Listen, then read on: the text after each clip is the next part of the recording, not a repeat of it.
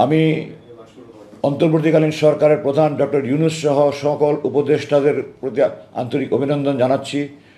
আপনারা এই গণবিপ্লবের মাধ্যমে অর্জিত এই বিজয়কে আপনারা দেশকে 50 বছর এগিয়ে নিয়ে যাবেন বলে আমি দৃঢ়ভাবে বিশ্বাস করি।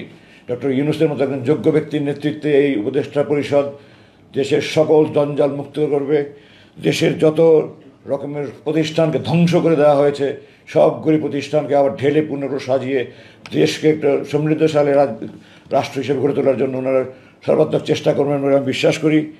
আপনার যা তা কিছু অন্যায় অবিচার জুলুম অবিচার হয়েছে, যত গুম খুন অর্থ পাচার সহ যত রকমের যত অবিচার অন্যাচার জুলুম নির্যাতনের সব কিছুর আপনারা তদন্ত করবেন, দোষী ব্যক্তিদেরকে চিহ্নিত করে তাদের দৃষ্টান্তমূলক শাস্তির ব্যবস্থা করবেন এবং দেশকে একটা সুন্দর সঠিক পথ দেখিয়ে আপনারা দেশকে গণতান্ত্রিক সরকারের হাতে হস্তান্তর করে আপনার দায়িত্ব যথাযথ পালন করবেন আমি দৃঢ়ভাবে বিশ্বাস করি, আশা করি এবং দোয়া করি।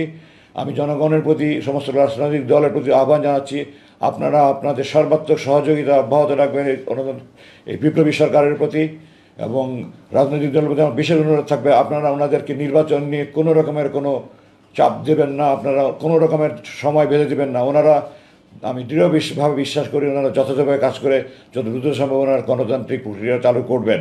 এই জন্য আপনারা দয়া করে কোনো রকমের কোনো মানসিক চাপ বা কোনো রকমের কোনো বক্তব্য ওনাদেরকে দিয়ে ওনাদেরকে বিব্রত করার চেষ্টা করবেন না। ওনাদেরকে ওনাদের টাইম ফ্রেমে, সেটা কতদিন আমি জানি না, আল্লাহ জানেন, ওনারা জানেন, দেশবাসী আপনাদের সহায়তা ওনার কাজ করতে পারবেন আমি দৃঢ় বিশ্বাস করি।